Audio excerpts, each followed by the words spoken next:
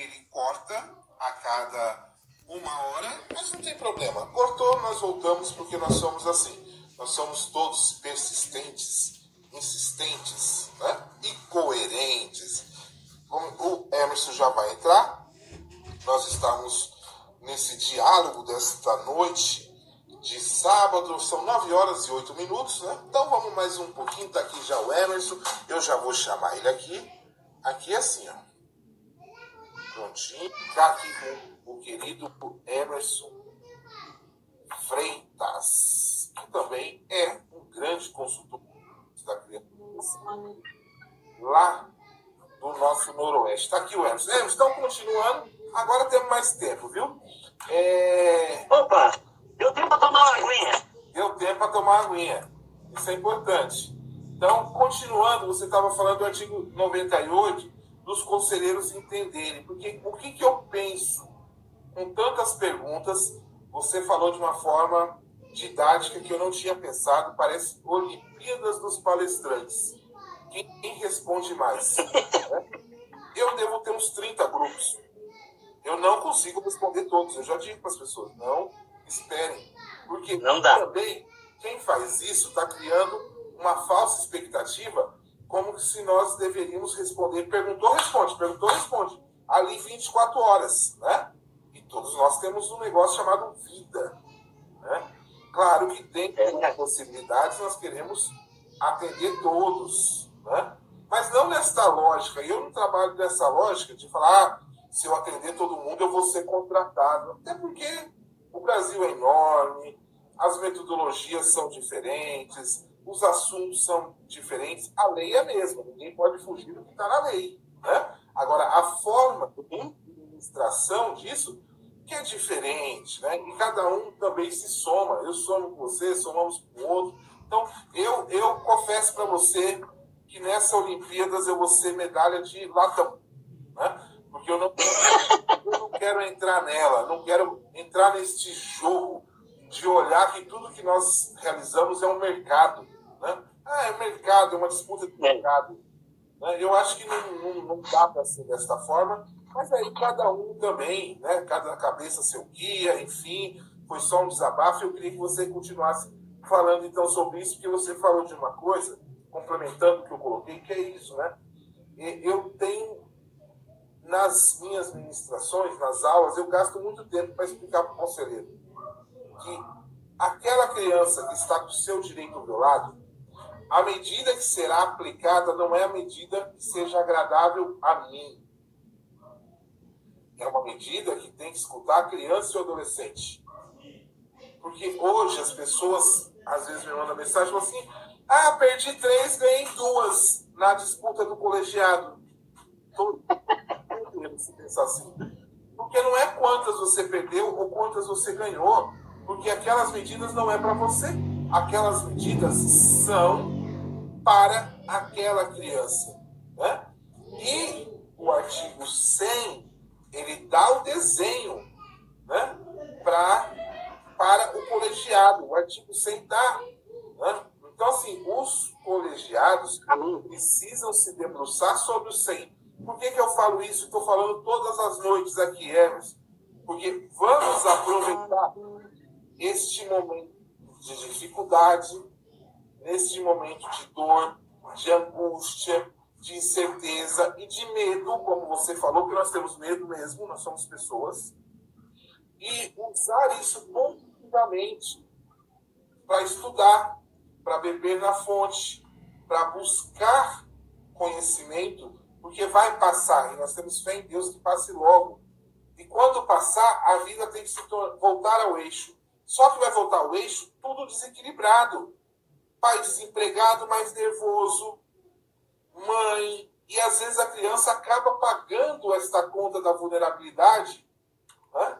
É a raiva. Não é que o pai é um mau pai, é uma péssima mãe, mas naquele momento ele se descontrolou, né? Então é importante que os conselheiros tutelares possam observar isso também. Então eu queria que você continuasse concluindo.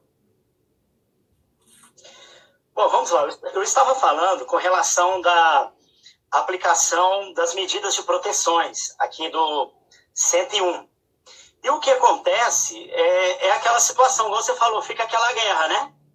Fica aquela guerra, é a minha opinião eu seguro ela, é minha, eu não quero perder. Eu votei, o colegiado ganhou, foi isso aí, mas foi 3-2, mas eu não concordo.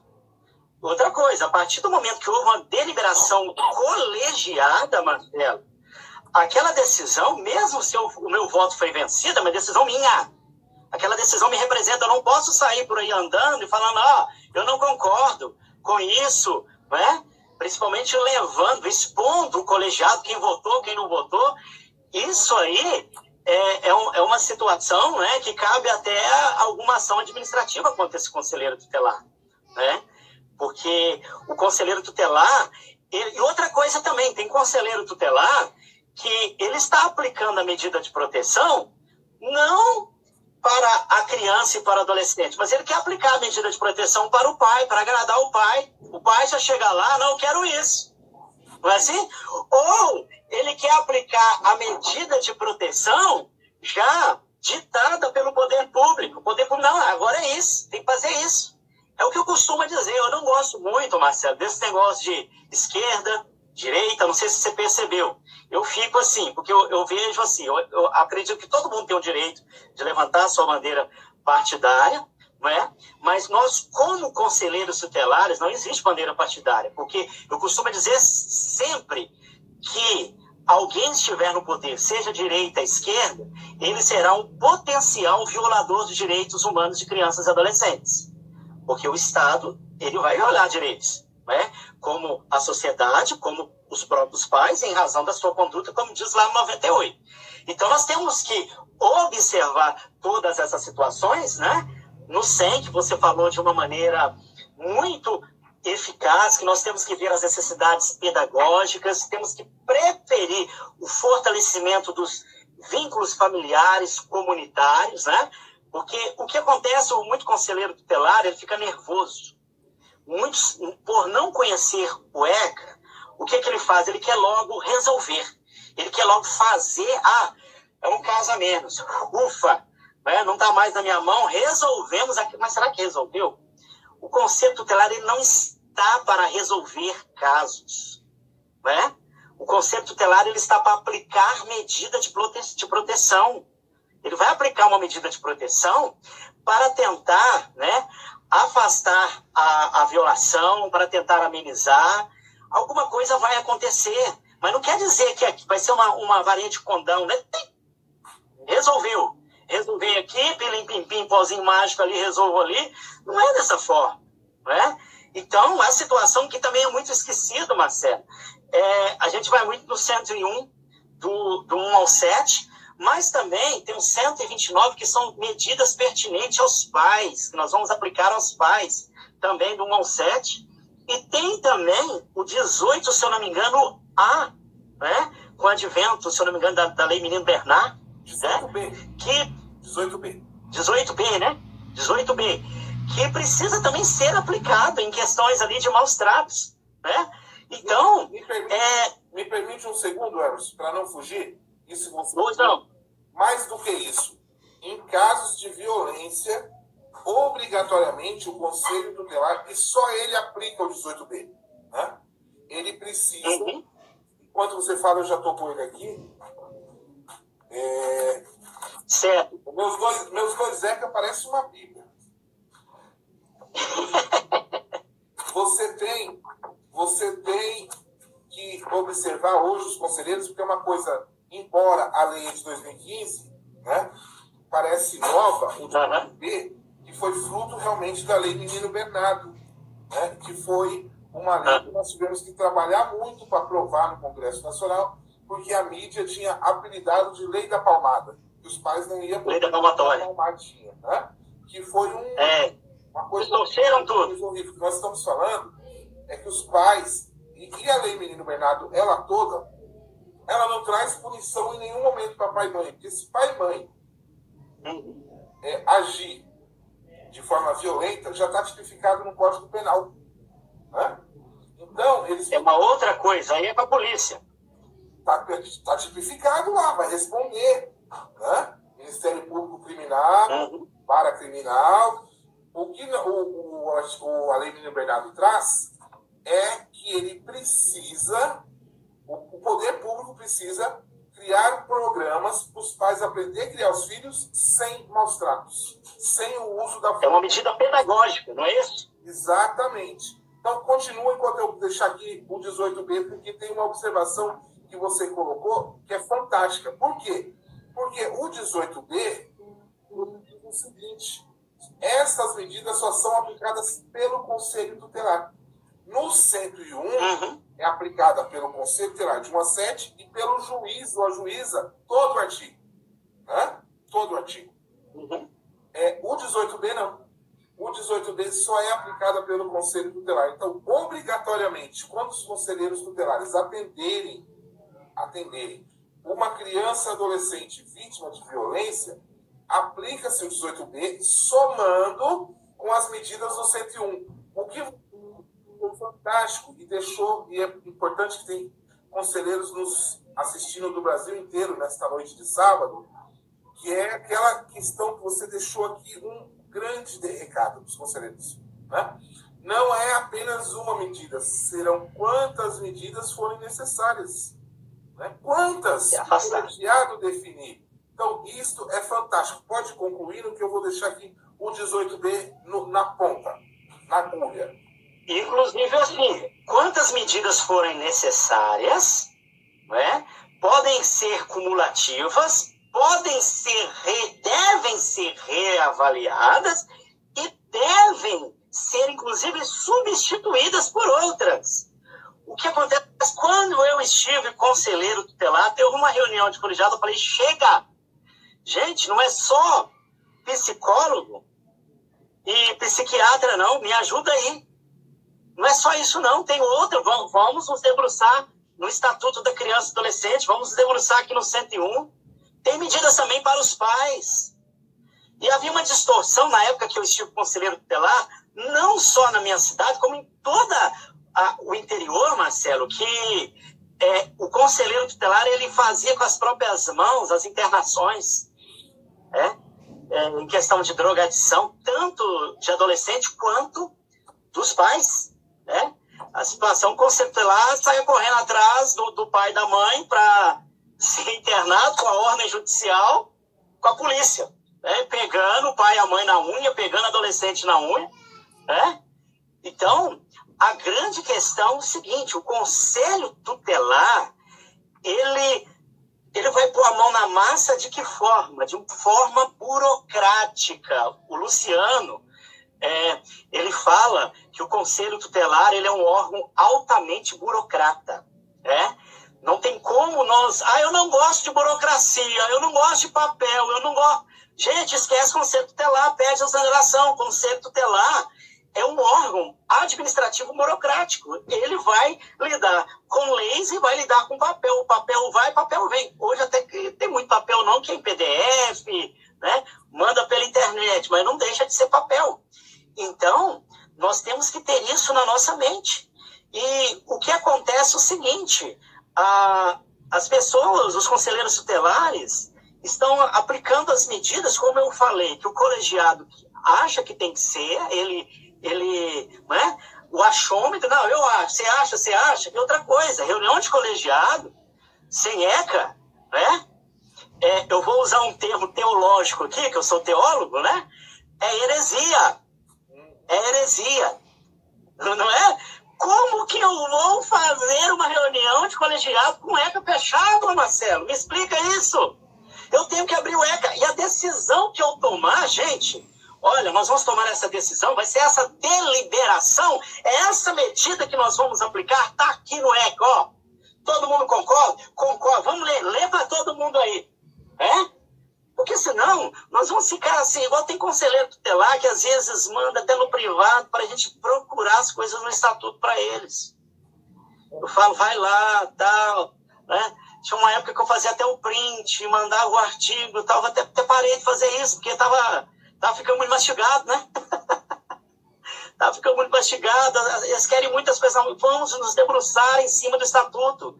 E outra coisa, Luciano, Ô Marcelo, não é muito difícil o conselheiro tutelar. Quando eu estive conselheiro tutelar, eu vou dar um outro pulo do gato aqui. Eu não estou falando que você tem que fazer resumo, né?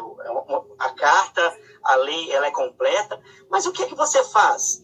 Vai lá, faz um resuminho, né? Das atribuições, das medidas de proteção, coloca tudo ali para você, e você estuda bastante, você esmiuça aquilo ali, vai estudando e anda, além do estatuto, anda com esse resuminho com você, faz uma apostilazinha, porque você vai achar facilmente quando você assim o precisar, né? Você não vai ficar perdido ali, às vezes, naquela multidão de artigos, de incisos, de parágrafos, etc. e tal, né?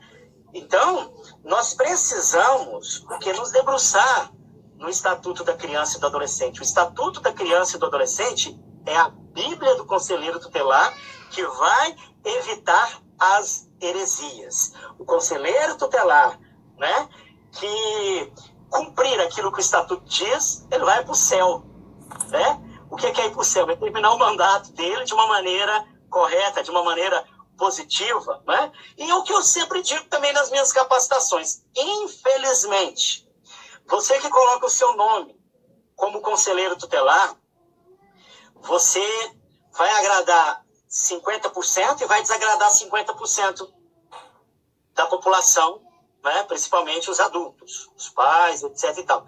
E os pais, o seguinte, enquanto você estiver fazendo aquilo que o agrada, você é o melhor conselheiro do mundo. Tem muitos conselheiros que estão preocupados já com a política. Preste atenção, porque uma coisa que você não puder fazer para ele, você já não vale nada e já não presta. Então é difícil. Eu tenho experiência de ver muitos conselheiros tutelares que saem vereador, não ganham. Não ganham por quê? Porque se ele for trabalhar de acordo com o que diz o Estatuto da Criança e do Adolescente, dentro da sua função, das suas atribuições, ele vai desagradar muita gente. Ele vai desagradar o poder público, ele vai desagradar os pais, os responsáveis, ele vai desagradar a comunidade, ele vai desagradar a sociedade em geral. Porque há uma distorção, infelizmente, Marcelo, 30 anos de Estatuto da Criança e do Adolescente ainda não emplacou. Não sei se foi ontem, na sua live, ou na live do Luciano, que eu vi, falando o seguinte, que é tanto tempo, mas as pessoas ainda não conhecem, os professores, igual, é estarrecedor, um professor, um educador, e mais estarrecedor, uma coordenadora, e inadmissível, uma diretora não conhecer o Estatuto da Criança e do Adolescente. E, infelizmente, não conhecem. Policiais já falaram comigo, não conhecemos nada de Estatuto da Criança e do Adolescente, não. A gente aprende lá o de menor e a gente quer entregar para o conselho tutelar. Eu estive como capelão da Polícia Militar durante um tempo e eles sabiam que eu trabalhava, né, de consultor, palestrante. Eu também tenho um jornal aqui na região, o Jornal Viver, inclusive é uma empreitada que nós vamos também trabalhar aí ele em PDF, de uma maneira nacional. Depois vou até precisar de você como colunista do jornal, tá bom? O policial me questionando, mas já chama, eles não vêm, não sei o quê. Eu falei com todo carinho, falei, olha, mas infelizmente eles não vêm, não podem, não é que eles não vêm, eles não podem, eles estão impedidos, porque vocês têm que comunicar aos pais. Aí expliquei toda o trâmite, né? Ali do artigo 107.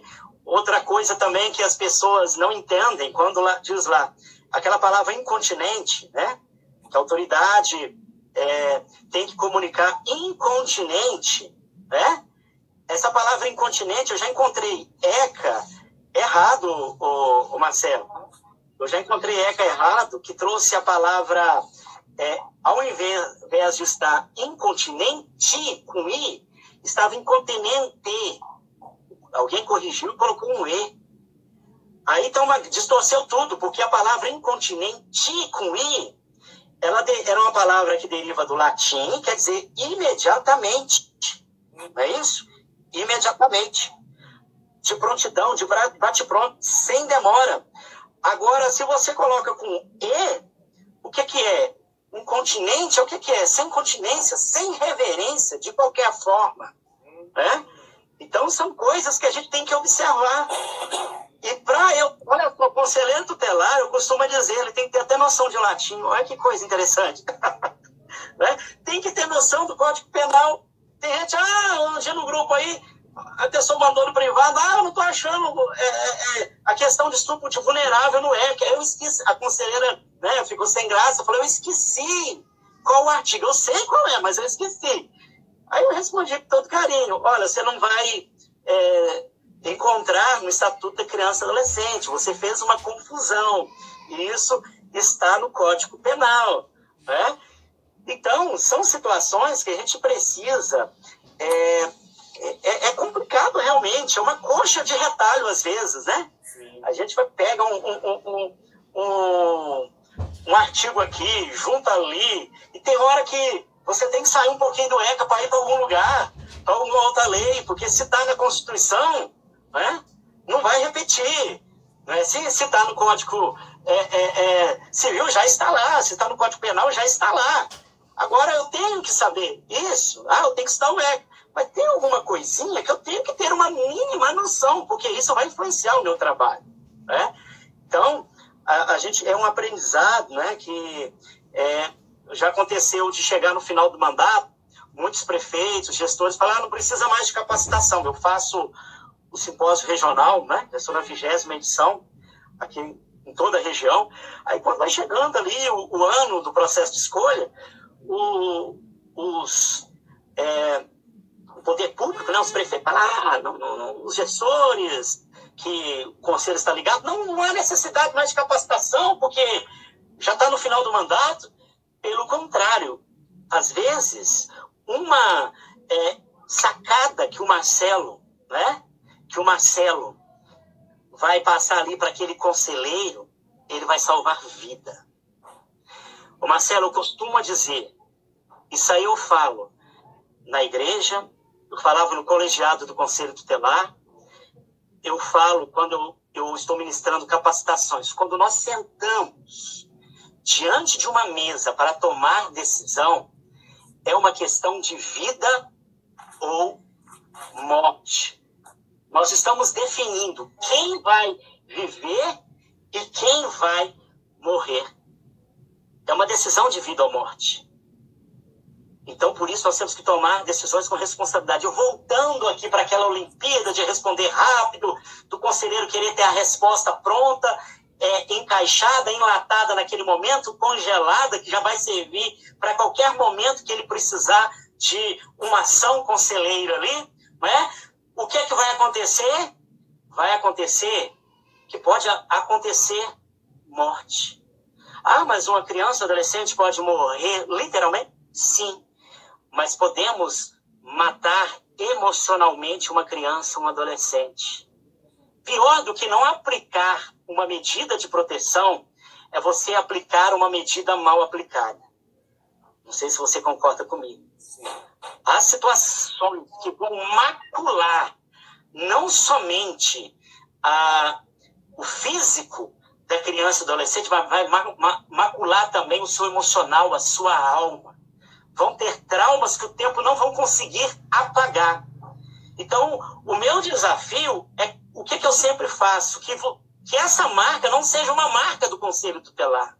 Que a marca do Conselho Tutelar seja uma marca a qual vai tirar a criança ou adolescente de uma situação de vulnerabilidade social, de situação de risco, de situação ali onde o direito dele está sendo violado, e vai colocá-lo a salvo, colocar o seu direito a salvo.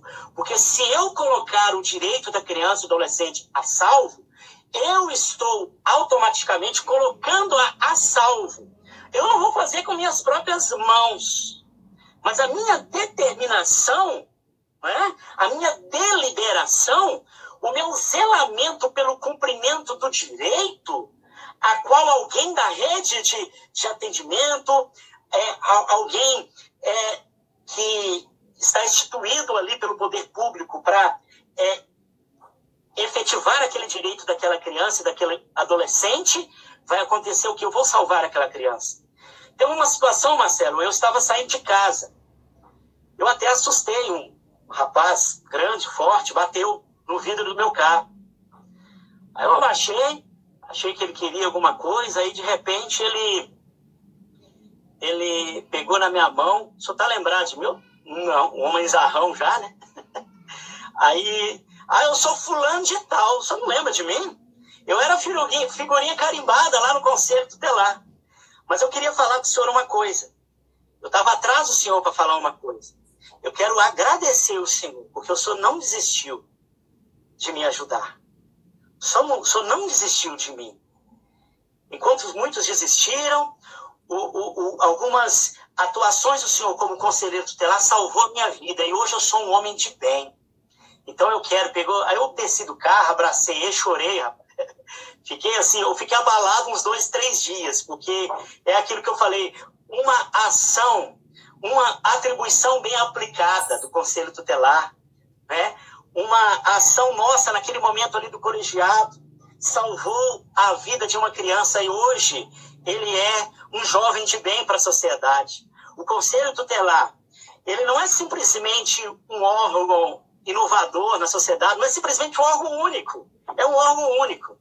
Tanto é que o prefeito, quando ele fez o decreto lá, ele tinha que colocar tudo e colocar Conselho Tutelar, não é verdade? Porque é um órgão único e não temos ainda em toda essa discussão em relação da lei orgânica do Conselho Tutelar, mas o conselheiro tutelar ele tem esse poder como sendo um órgão único de atuação ímpar, de transformar vidas, mas não colocando a mão na massa, né? Tinha uma situação aqui na minha cidade, uma criança recém-nascida tinha uma válvula da cabeça que ia para o pulmão, aquela coisa toda, teve vários problemas, e toda semana uma conselheira levava essa criança em uma outra cidade, em Araçatuba, no médico. Mas, gente, está errado, eu não concordo com isso, não concordo. Elas pegavam o carro do conselho tutelar e iam. Eu não concordo. Aí chegou a minha vez. Agora é sua vez, vamos ver o que é que você vai fazer. Reuni, falei, olha, eu vou ensinar vocês a trabalharem agora. Vamos fazer uma requisição. Vamos requisitar o serviço diretamente para o setor de transporte da saúde. Né? Liguei para ele, o secretário, não, pode mandar para mim mesmo. Mandei, ele mandou uma UTI móvel, Marcelo, com um enfermeiro. Ia tentar mandar um médico para acompanhar. Agora imagine, Marcelo, se essa criança dá um problema no meio do caminho. Eram 50 quilômetros apenas, mas dá um problema no meio do caminho, essa criança morre na mão do Conselho Tutelar. E aí? Achando que estava executando as...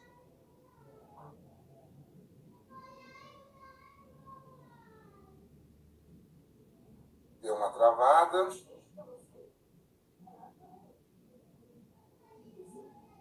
Vamos lá, então acho que deu uma travadinha.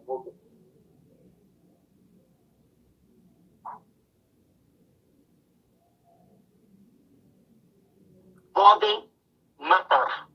Então isso nós temos que colocar na nossa cabeça também, Marcelo. Sem dúvida, sem dúvida. Deu uma travadinha, vamos lá. Geralmente a internet Voltou. Começa a dar essas travadinhas, mas vamos lá, Lawrence. Então, voltou. Voltou? Tá certo aí? Não, aqui tá ok. Ok. Aqui tá ok. Voltou. De vez em quando ele dá umas travadinhas, mas tá, manda ver. A internet não vai nos segurar, não. Né? E é importante isso. É isso aí. Vamos lá. O Conselho Tutelar tem que ter um canal de vida, Marcelo. Ele é um canal propagador de vida.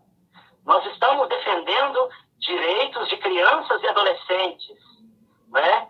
Que estão, muitas das vezes, com não um direito violado, mas todos os direitos humanos violados. E a família não vê, a sociedade não vê, ninguém vê. Né? E às vezes em colocar a mão na massa é o mais violento que tudo. Igual, por exemplo, esse famigerado relatório social, né? Que muito conselheiro faz até hoje. Vai lá, eu levo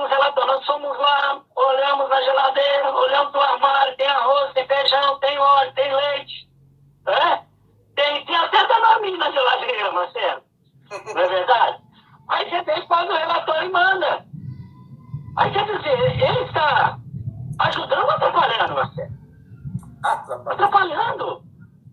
Ele está atrapalhando. Ele deveria encaminhar, se for para ele requisitar, ele tem que requisitar o serviço, né? Aqui no 101, né?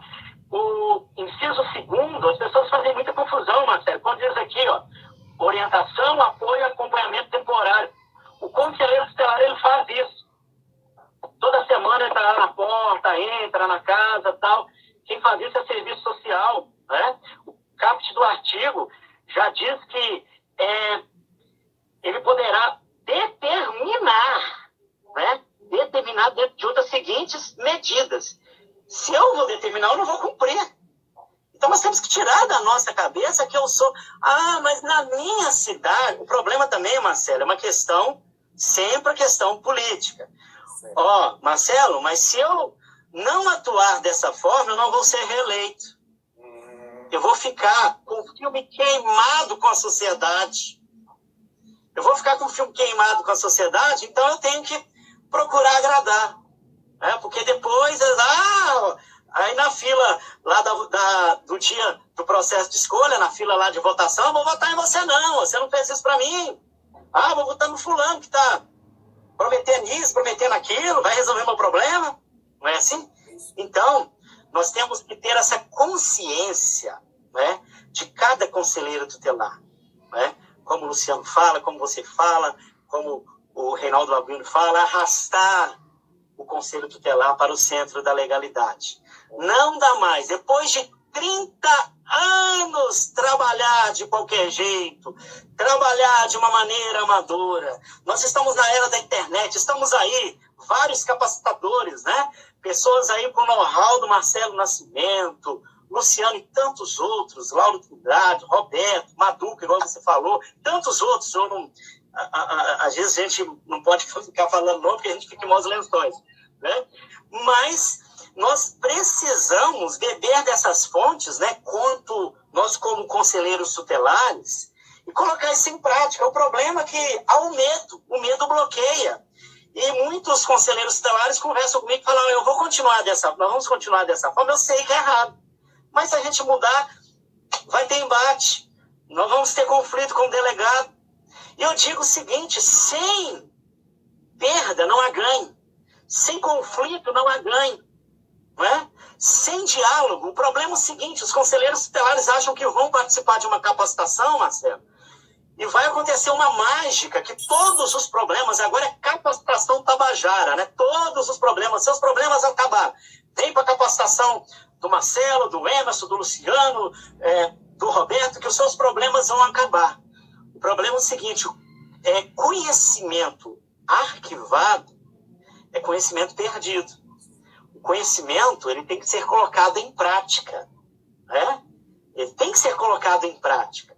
E para colocar em prática, dá trabalho. Eu tenho que pôr a mão na massa.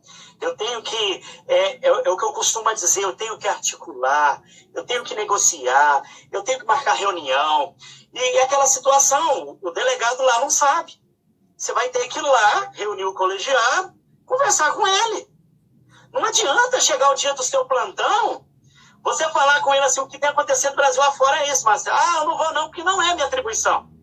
Vocês têm que procurar alguém da família aí, se vira a atribuição de vocês. Tá lá no 107 aí, procura aí o que vocês quiserem. Aí o que acontece? Representação em cima do conselho. Eu já ajudei vários conselheiros tutelares a fazer defesa, a responder.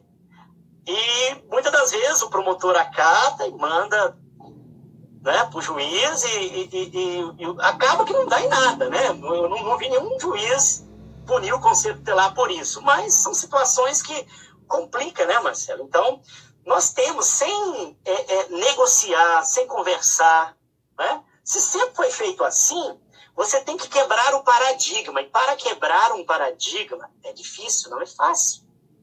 O delegado vai terminar, vai falar que não concorda, não sei o quê, entrega o ofício para ele, reúne, conversa, mas então, é assim, assim, assim, e nós vamos trabalhar dessa forma.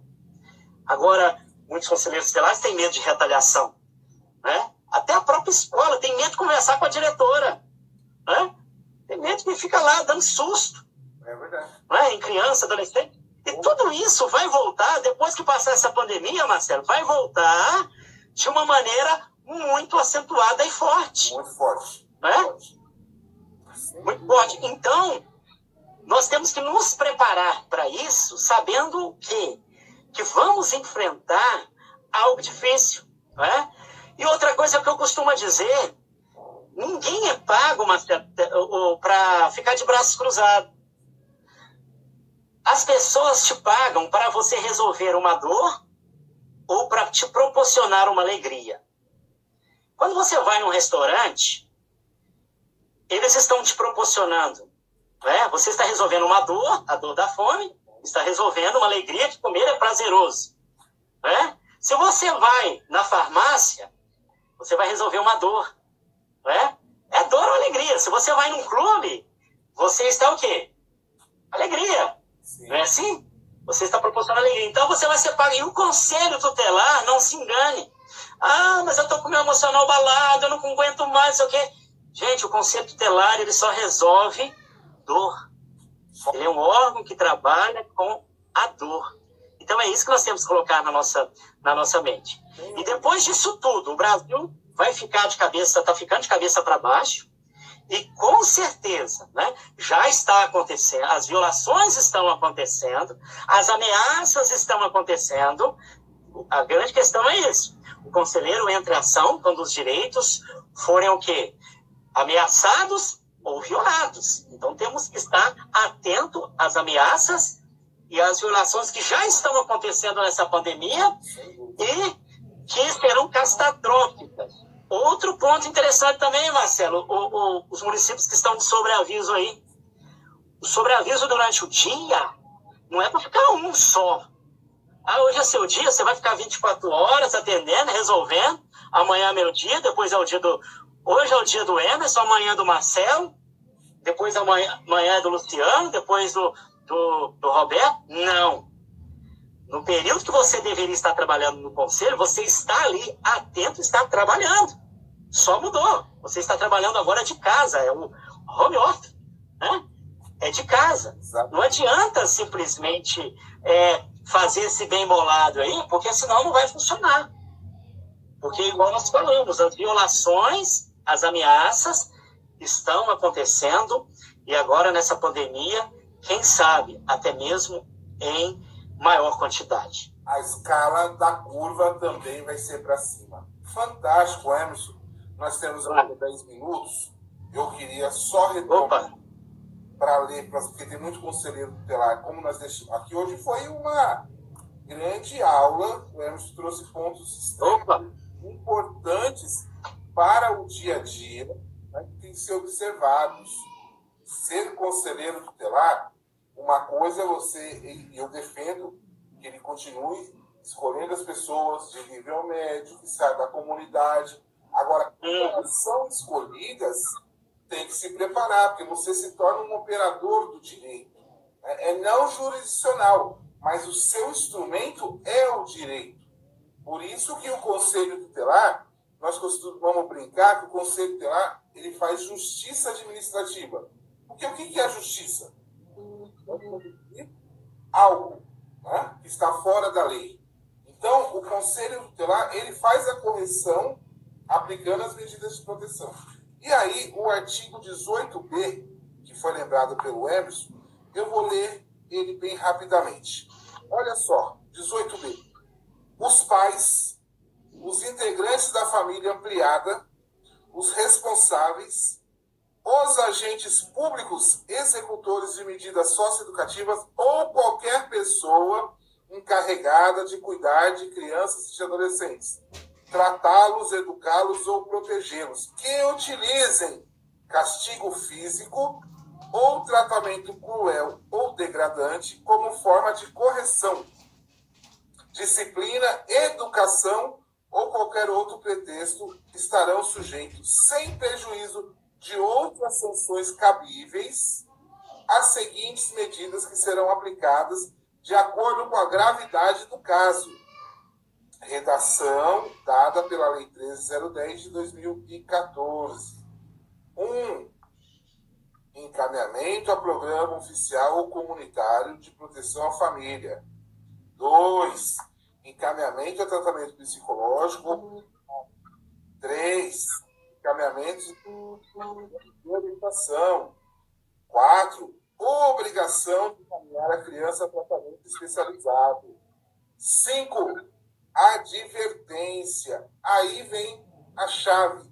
O parágrafo único diz assim: as medidas previstas neste artigo serão aplicadas pelo Conselho Tutelar sem prejuízo de outras providências legais.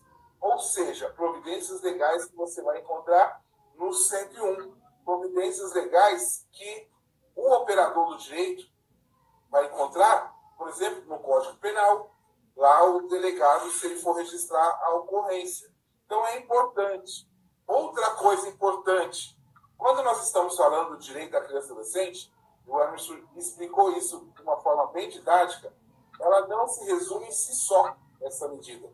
Porque você aplica uma medida como essa, e pode ser que você também tenha que, por exemplo, fazer uma notícia de fato do 136, quarto. Uma coisa não exclui a outra. Tem que olhar. Por isso que são 5 pessoas olhando para essa criança, olhando os princípios do artigo 100 para falar, então vamos por esse caminho ou vamos por aquele caminho. Qual é o caminho a seguir? O caminho a seguir não é o caminho do Emerson e do Marcelo. O caminho a seguir é deste colegiado.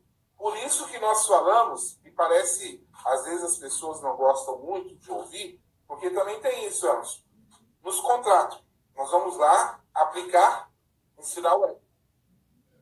Só que aí tem sempre um conselheiro que sabe tudo. Ele foi agraciado com o conhecimento supremo. E ele acha que nós estamos ali de brincadeira e ele que deveria estar ali. Porque ele sabe tudo. E aí, quando ele está na formação, ele fica assim, ó. Aí tem o celular. Então, é importante que as pessoas não sabem, mas o quanto nós estudamos para falar. Né? Enquanto o Emerson estuda, o Luciano estuda, todos nós estamos estudando o tempo inteiro. Né? Eu retornei agora para fazer o quê? Um curso de Direito, que eu acho que vai ajudar a compreender melhor as outras leis. Né? A entender melhor, a ensinar melhor. E não é, ou quem sabe mais ou quem sabe menos. Né? Eu acho muito engraçado. Sempre tem um sabe tudo. Esse é o ser supremo. E aquele que vai realizar tudo errado. É aquele que vai distorcer o estatuto. É aquele que quer agir conforme a sua vontade pessoal. Os seus desejos pessoais. Né? Eu brinco. Na sala do conselho, não tem que ter nem a Bíblia, nem a Ave Maria. Não tem que ter nem o crucifixo e nem nenhum outro símbolo de outras religiões, como de matriz africana, nem do budismo, nem de nada. A sede do Conselho Tutelar é um órgão público e lá tem que ser laico. Saiu de lá, você pode escolher aonde você vai pôr a sua fé, praticar a sua fé, aonde você vai na reunião de partido A, partido B ou de partido nenhum. Sair de lá, você pode decidir se você assiste a novela ou se você segue a minissérie, não tem problema. Agora, o problema está nas vontades pessoais colocadas acima do Estatuto da Criança e do Adolescente, acima do colegiado. E esse sabe tudo é que leva o colegiado. Depois fica ligando para nós. Advogado para ajudar? Nós estamos precisando de advogado, mas eu... Né? Mas antes não pensou, antes não estudou, antes não ouviu quando teve a chance. Estava lá o Emerson no município, fez carinha, fez biquinho, faz beicinho. Né? Quando está lá o Reinaldo, o Luciano, o Lauro, quantos outros? Faz biquinho, sabe tudo. Né? Só que outra questão, as formações são aplicadas. Agora, a decisão de usar é pessoal. A decisão de seguir o correto ou não é sua, meu querido. Todo mundo já completou a maioridade. Todo mundo responde pelos seus atos. Eu sempre falo, Emerson, na formação. Eu venho aqui e vou dar o meu melhor. independente se um ou outro não quer, faz carinha, faz biquinho, eu vou dar sempre o meu melhor. Vou oferecer sempre o melhor. As pessoas usam ou não. Né? Ou elas podem ficar ali 8, 12, 16, 24 horas perdendo o seu tempo. Aquelas que vão para... Né? Ah, não, formação para quê? Eu sei tudo, eu estou há 4 mandatos. Eu já fui 5 vezes conselheiro. Eu quando eu ouço isso, eu falo, se tivesse aprendido, você teria muita coisa. Porque ser 5, 6, 7 vezes conselheiro tutelar é não ter, né? Projeto de vida, meu filho. Porque o conselho consome. O conselho marca.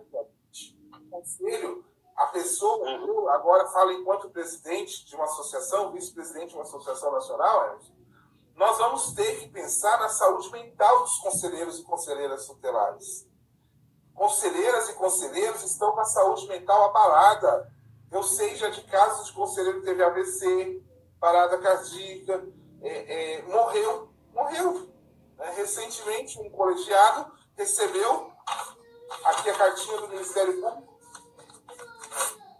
abriu, teve um AVC lá no conselho, na sede do conselho. Olha só como é sério, mas por quê? Porque a pressão sobre o conselho é muito grande. Hoje você acha que o conselho é tudo. O conselho faz tudo, é onipotente, é onipresente. Onde tem uma criança tem que estar o conselho tutelar. Não existe um conselheiro para cada criança, as pessoas precisam entender isso. Mas existe um colegiado para olhar o município, para garantir que quem não esteja cumprindo com os direitos da criança ou faça, ou ele vai acionar a justiça. Mas tem uma outra regra que as pessoas não percebem do 136.3. Né? Olha o que diz o 136, letra B. Né? A A vai dizer, para requisitar. A letra B vai dizer, o próprio conselho é responsável pelas suas medidas. Olha, não precisa... eu vou mandar, vou pedir para o juiz, eu vou perguntar. Mesma coisa, nós temos mais 5 minutos, Emerson. E nós temos... Volta mais vezes aqui nesse espaço, viu? Da nossa live. Opa, um prazer. Conselheiro tutelar que tem o Disque Ministério Público. Ele não dá, e eu vou aqui usar uma palavra que não me leve a mal, né? Mas ele não dá um peito sem ligar para o promotor para perguntar se está certo. Está errado isso. Eu vou nos municípios e me assusta. Não, Marcelo, nós perguntamos para o promotor. Querido, se for para perguntar para ele, não precisa. Se der errado, o promotor não vai assumir. Não, nunca assumirá.